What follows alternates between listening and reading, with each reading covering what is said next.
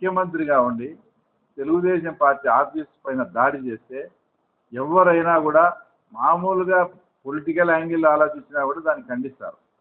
అలాంటిది నీవు ఖండించకపోగా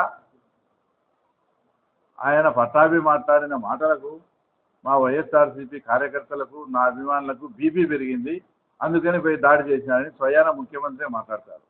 ఎక్కడన్నా బీపీ పెరిగితే హాస్పిటల్కి పోతారు కానీ ఆఫీస్ పైన వచ్చి దాడి చేస్తారా?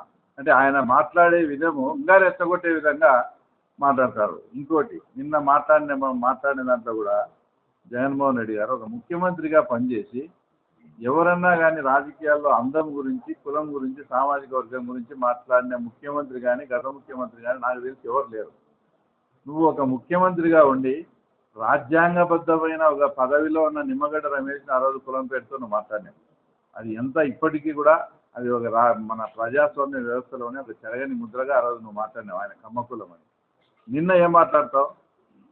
అదే చంద్రబాబు నాయుడు సామాజిక వర్గానికి చెందిన వీళ్ళు కాబట్టి వీళ్ళు అందంగా ఉండాలని చంద్రబాబు నాయుడు అసూయతో ఇదంతా చేసినాడు అన్నట్టు మాట్లాడతాను.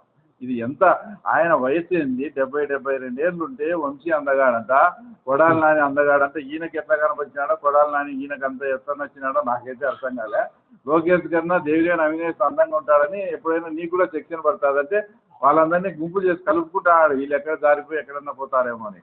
ఒక ముఖ్యమంత్రిగా పనిచేసిన వ్యక్తి ఒక సామాజిక వర్గం గురించి కానీ, ఒక కులం గురించి కానీ, ఒక అందం గురించి కానీ మాట్లాడడం అనేది ఆయన అసలు ఆయన విజ్ఞతకే తర్వాత వదిలేయాల్సి వస్తుంది. ఇవన్నీ మీ ఎగ్జాంపుల్స్ మేము ఎందుకు చెప్తున్నామంటే మా మీద ఆయన పోలీసు అధికారులను ఆ రకంగా ఉపయోగించుకున్నారు. మేము దాని చట్టబద్ధంగా ఆయన లోపల పెట్టినారు. వితిన్ 24 అవర్స్లోనే ఆయన లోపల పెట్టినారు వంశీని. మేము ఎవరికి పోలీసు అధికారులను ఆ రకంగా మేము ఉపయోగించుకోవడంలే, అవసరం లేదు. ఎగ్జాంపుల్, నా మీద ఆ రోజు నన్ను అరెస్ట్ చేసింది, నన్ను ఐడెంటిఫై చేసింది అంతా ఇక్కడ అంతకుముందు గతంలో ఇక్కడ ఉన్న చింతకొమ్మ దినచ్చి అశోక్ రెడ్డి గారే. అయితే అశోక్ రెడ్డి గారి మీద మేము ఇంతవరకు ఏమైనా చర్య తీసుకున్నామా? ఇప్పటికీ కూడా మేము చర్య తీసుకోలే. మా వాళ్ళకి చెప్తాను, ఎంక్వైరీలు అవి జరుగుతున్నాయి. అశోక్ రెడ్డి గారు ఏమని చెప్తున్నారు? నేను ప్రమాణం చేసి చెప్తున్నా, నన్ను వెహికల్ను చూసి మనిషిని ఐడెంటిఫై చేయమని, అంతవరకు నా బాధ్యత అంతా కూడా పై వాళ్ళు ఎట్లా చెప్తే అట్లా చేసినా, ఇది పైన సీఎం ఆఫీస్ నుంచి వచ్చిందని ఆయన చెప్తున్నారు. అంటే సీతారామాంజనేయులు కానీ అప్పుడు ఇంటెలిజెన్స్లో పనిచేసిన నరేందర్ రెడ్డి కానీ వీళ్ళే దానికంతా కారణం అని. వాళ్ళ మీద కూడా ఇంకా మేము చర్య తీసుకోలేము. అంటే ఎందుకు ఇదంతా చెప్పాల్సి వచ్చిందంటే మీలాగా మేము పరిపాలించడం లేదు. పోలీస్ అధికారులను నువ్వు ఏదో చెప్పి భయపెట్టి వాళ్ళతో పని చేయించుకోవాలని ఈ డ్రామాలు ఎక్కువ కాలం పనిచేయవు. ఈ మాటలు నిన్న మాట్లాడుతుంటే అన్న చెప్పినట్టు దయ్యాలు వేదాలు వేధించాడు అనే దానికి ఇది ప్రత్యక్షమైన ఉదాహరణనే నిన్న జగన్మోహన్ రెడ్డి మాట్లాడినది. కాబట్టి ప్రజాస్వామ్యంలో ఇలాంటి కులాల గురించి కానీ, అందం గురించి కానీ, ఇట్లా పోలీసు అధికారులను భయపెట్టి ఈ 4 ఏళ్ళు పని చేసుకోవాలని ఈ రకంగా మాట్లాడడం కరెక్ట్ కాదు. ఇవన్నీ కూడా ప్రజలు గమనిస్తున్నారు. అసలు ఈ ప్రజాస్వామ్య వ్యవస్థకే ఈ జగన్మోహన్ రెడ్డి అలాంటి వ్యక్తి అసలు తగనే తగడు. ప్రజాస్వామ్యానికే అతను చీడపురుగు లాంటివాడు. సొంతం అతని పార్టీ కార్యకర్తలు వాళ్ళే జగన్మోహన్ రెడ్డిని అసహించుకునే పరిస్థితి. అంటే ఒక రకంగా ఈ 4.5 years సర్వైవల్ కావాలంటే పోలీసు అధికారులను ఏదో రూపంలో భయపెట్టి, అంటే మళ్ళీ నేను ఏదో వస్తాను మిమ్మల్ని అట్లా చేస్తాను ఇట్లా చేస్తానని భయపెట్టి ఈ 4.5 సంవత్సరం ఆ తర్వాత వాళ్ళతో పని చేయించుకోవాలనే ఉద్దేశంతో ఆయన ఏది నోటికి వస్తే అదంతా మాట్లాడడం మొత్తం నిన్నంతా చూసినారు. ఆయన ఒక స్టేజ్లో ఆయన మాట్లాడుతూ మిమ్మల్ని రిటైర్ అయినా 7 సముద్రాలు దాటిపోయి అవతల ఉన్నా కూడా మిమ్మల్ని తర్వాత ఇక్కడ ఆంధ్రప్రదేశ్కి రప్పించి బట్టలు ఉడిదిస్తానని ఒక ముఖ్యమంత్రిగా పనిచేసిన ఆయన మాట్లాడడము తర్వాత ఎంతవరకు సబబో మీరే అర్థం చేసుకోండి. నిజంగా ఆయన చెప్పినట్లు నిన్న చేస్తే అంటే ఆయన ఎలాగా పోలీస్ అధికారులను ఎంతోమందిని ఉపయోగించుకున్నాడో వాళ్ళందరికీ కనుక మా చంద్రబాబు నాయుడు బట్టలు ఉడిదీసే కార్యక్రమం కనుక పెట్టుకుంటే మాకు ఇంకా వేరే అడ్మినిస్ట్రేషన్తో కూడా పనిలే. ఈ 5 ఏళ్ళు కూడా బట్టలు తీసే కార్యక్రమమే సరిపోతుంది. అంటే అంతమంది పోలీస్ అధికారులను పోలీస్ ఆఫీసర్స్ను జగన్మోహన్ రెడ్డి వాడుకొని మా మీద మేము బాధితులై ఇప్పుడు సర్వైవల్ ఇది రకంగా ఉంటే మీ అతను ఎవరో తప్పు చేసి అవన్నీ కూడా ఆయన కిడ్నాప్ చేసిన వీడియోలు కూడా అన్నీ బయటపడితే ఆయన్ను పరామర్శించను పోయి తర్వాత బాధితులైనటువంటి మమ్మల్ని కూడా అది పోలీస్ ఆఫీసర్లను దృష్టిలో పెట్టుకొని తర్వాత పోలీస్ ఆఫీసర్లకు బట్టలు ఉడిదిస్తాం అది ఇస్తామని. అసలు ఆయన పోలీస్ అధికారులను ఏ రకంగా ఉపయోగించారో సింపుల్గా 2 ఎగ్జాంపుల్స్ చెప్తా.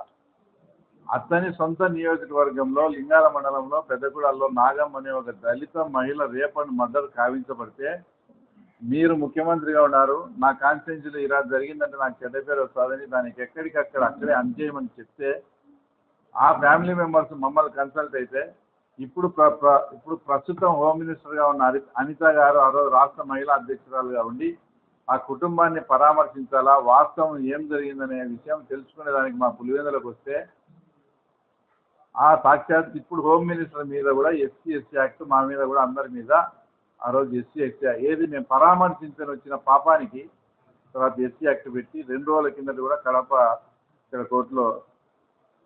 కోర్టులో వాయిదా కూడా ఉండింది. ఆయన హోంమంత్రి అయినా కూడా ఇప్పటికీ కూడా ఆ కేసునుగా రాష్ట్ర ప్రభుత్వం తొలగించుకోలేకపోతుందంటే ప్రభుత్వం ఎంత ట్రాన్స్పరెంట్గా ఎంత పారదర్శకంగా పనిచేస్తుందో. సాక్షాత్ హోమ్ మినిస్టర్ మీద పెట్టిన తప్పుడు కేసు కూడా ఇంకా మన ప్రభుత్వం కూడా అట్లే ఉందంటే అడ్డగోలుగా చేయకూడదు, చాలా పారదర్శకంగా చేయాలనే ఉద్దేశంతో. తర్వాత 2వ ఎగ్జాంపుల్ నేను ఒకసారి నన్ను చెన్నై ఎయిర్పోర్ట్లో అరెస్ట్ చేసినావు. ఏమని ఎందుకు అక్కడికి అరెస్ట్ చేసినావంటే నేను 6 నెలల నుంచి తప్పించుకొని తిరుగుతానని చెప్పినావు. అది ఒక ఇష్యూ. 2వ ఇష్యూ మళ్ళీ తర్వాత నేను ఇక్కడికి వచ్చి కడపకు పులివెందులకు పోయేటప్పుడు రాత్రి 6:15 దారి కాచి మమ్మల్ని అరెస్ట్ చేసినారు. అరెస్ట్ చేసింది అప్పుడు పొద్దుటూరులో రూరల్గా పనిచేస్తున్న రమణారెడ్డి అయినాతో నన్ను అరెస్ట్ చేసింది. నన్ను 2.5 గంట తర్వాత అప్పగించింది కమలాపురం సిఐ రామకృష్ణారెడ్డి. నన్ను అరెస్ట్ చేసింది ఒకరు. ఎక్కడైనా కానీ ఆంధ్రప్రదేశ్ చరిత్రలో పోలీసులు అరెస్ట్ చేసి ఆ తర్వాత పోలీసులు ముసుగేసి చేతులకు హ్యాండ్ కప్ చేసి నన్ను ప్రైవేట్ వ్యక్తులకు అప్పగించడం అంటే పోలీసులు అఫీషియల్గా అరెస్ట్ చేసి అఫీషియల్గా అంటే గన్మెన్ డ్రైవర్ అందరి సెల్లులు లాక్కొని అరెస్ట్ అయినట్టు కూడా తెలియకుండా చేసి ఎక్కడైనా ప్రైవేట్ వ్యక్తులకు అప్పగించారు.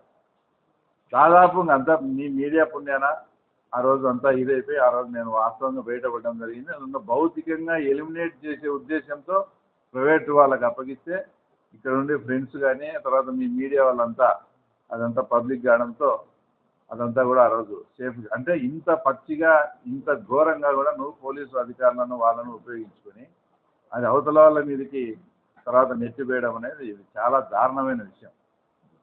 తర్వాత ఇంకోటి ఒక మాట్లాడుకునేది నాకు తెలియదు. చైతన్య రెడ్డి అయితే దస్తగిరి ఉండే బ్లాక్ లేకపోవడం మాత్రమే నేను చూశానని చెప్పాను. వాళ్ళ లోపల ఏం డిస్కషన్ జరిగింది వాళ్ళ మధ్య వీళ్ళు ఏం జరిగింది అనేది నాకు తెలియదు. ఆ రోజు చైతన్య రెడ్డి ఇది వచ్చిన మాట వాస్తవం. ఇంకోటి కూడా వాళ్ళే అంతకుముందు గతంలో వాళ్ళు జైలు అధికారులు ఏమని ప్రెస్ మీట్ ఇచ్చారంటే మెడికల్ క్యాంప్ ఉంది దాని మీద ఇచ్చారని చెప్పారు. అది కూడా వస్తుంది, అది కూడా అబద్ధం. ఎందుకంటే నేను ఆ రోజు 15 రోజులు జైల్లో ఉన్నా. ఎక్కడైనా మెడికల్ క్యాంప్ ఒకటి వచ్చేటప్పుడు మీకు ఏమేమి జబ్బులు ఉన్నాయి ఎవరెవరికి ఏమేమి ఉన్నాయో అవి రాసింది ఇట్లా మెడికల్ క్యాంప్ ఉంది దానికి దగ్గర డాక్టర్లు వస్తారు అని మాకు ఇన్ఫార్మ్ చేయాలి కదా.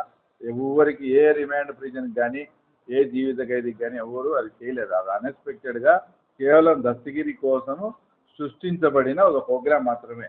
కాబట్టి వాళ్ళ ప్రోగ్రాం వచ్చారు, మాట్లాడుకున్నారు, సక్సెస్ అయినారు. వాడు అది వినలేదు. నేను ఆ రోజే జైలు అధికారులను కూడా ఉండే సబ్ జైలర్స్ని వాళ్ళని కూడా నేను వాస్తవంగా నేను ఆ రోజే క్వశ్చన్ చేశాను.